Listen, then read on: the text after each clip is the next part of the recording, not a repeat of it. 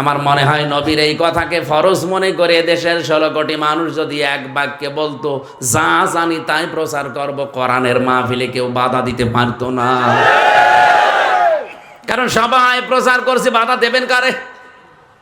যে বাধা দেয় তারও তো এটা দায়িত্ব ছিল যে ওসি বাধা দেবে, যে এসপি বাধা দেবে, যে ডিসি বাধা দেবে, যে এমপি বাধা দেবে, যে উপজেলা চেয়ারম্যান, সেও তো মুসলমান। 5টা আয়াত নিয়ে আসছিলেন, হঠাৎ করে তিনি দেখলেন আসমান আর জমিনের মাঝে চেয়ার নিয়ে একজন বসে আছে। নবীজি বলেন, আমি ভয় পেয়ে গেলাম। ইবনে কাসিরের বর্ণনা, কিছুক্ষণ যাওয়ার পরে আমি হুবড়ি খেয়ে পড়ে গেলাম।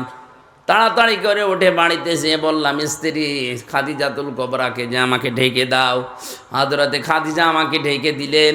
আমি কাঁপছিলাম, এত ভয় পেয়েছি। আমাকে বস্ত্র আবৃত করে চাদর দিয়ে, কম্বল দিয়ে, লেপ দিয়ে, তোশক দিয়ে, যাই বলেন মুড়িয়ে রেখেছে।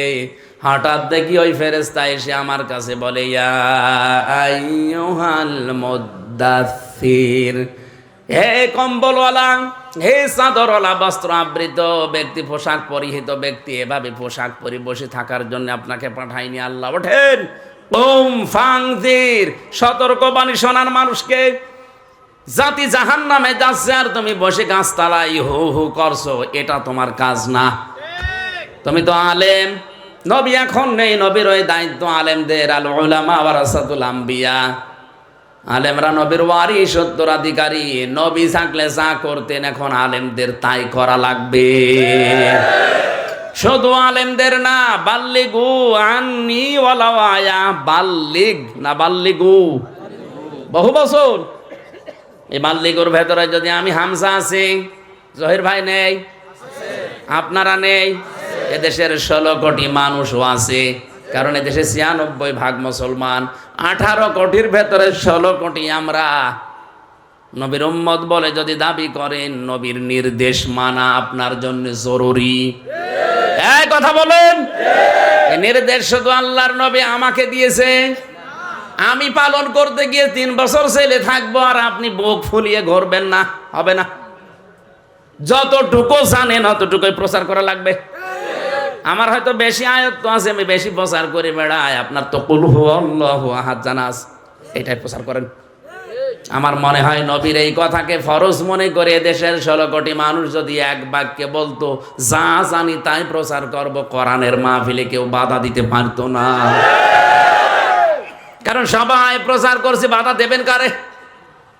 যে বাধা দেয় তারও তো এটা দায়িত্ব ছিল যে ওসি বাধা দেবে, যে এসপি বাধা দেবে, যে ডিসি বাধা দেবে, যে এমপি বাধা দেবে, যে উপজেলা চেয়ারম্যান, সেও তো মুসলমান। সেও নবীর উম্মত দাবি করছে, তারও এই দায়িত্ব ছিল যে সেও যতটুকু জানে সে প্রচার করবে। নবীকে আল্লাহ বলেন, দাঁড়ান, বসে থাকার জন্য আপনাকে আমি পাঠাইনি, শুয়ে থাকবেন কম্বল মুড়ো দিয়ে না। ওঠেন, সতর্ক বাণী প্রচার করেন জাতির ভেতরে। যত বিষয়ে সতর্ক করেছিলেন নবীজি, এই কোরআনে প্রায় 500টা সতর্ক বাণী আছে। কত? এখন একটা একটা করে সতর্ক বাণীগুলো যদি 500টা বলতে যাই, ব্যাখ্যা দিয়ে সারা রাত চলে যাবে। এই জন্য বলছিলাম এত কথা আছে। কোরআন আল্লাহ সামারাইজ করে আমার মনে হয় কুম ফাংজিরের ভেতরে দিয়ে দিয়েছেন। আপনি সতর্ক করবেন যেটা নিয়ে, সর্বপ্রথম সতর্ক হবে আপনার রব সম্পর্কে। রব্বাকা ফাকাব্বির, আপনার রবের নামে আপনি সতর্ক করেন, আপনার রবের নামে আপনি তাকবীর দেন। এই যে আমরা লিল্লাহি তাকবীর, আল্লাহু আকবার বলি, এটা আমাদের বানানো না, এটা কোরআনের। যাদের স্লোগানে আল্লাহু আকবার নেই, ওটা মুসলমানের কোনো স্লোগান হতে পারে না। মুসলমান দাবি করলে আপনার রবের নামে তাকবীর দেওয়া লাগবে, এটা আল্লাহর নির্দেশ। কথা বলেন না কেন? বিশ্বনবীর সাহাবী হযরত ওমরের কথা বললাম, তিনি মুসলমান হয়ে তাকবীর দিয়েছিলেন কি বলে? লিল্লাহি তাকবীর। ওনার জীবনের শ্রেষ্ঠ স্লোগান ছিল, আমার জেলখানায় 3টা বছরে আমার প্রতিদিন এইটাই মনে হয়েছে, আল্লাহ, পৃথিবীতে যত শব্দ আছে আমার কাছে মন থেকে পছন্দ হয়, ভালো লাগে আল্লাহু আকবার। এই শব্দটা আমার এত ভালো লাগে, আমার অজান্তে সব সময় যেন বের হতেই থাকে আল্লাহু আকবার, আল্লাহু আকবার। আর আমার মনের ধারণা, আমার কামনা, আমার ইচ্ছা, আমার মনে হয় আমার আল্লাহ আমাকে এই কারণে মাফ করে দেবে, আমি আশা রাখি।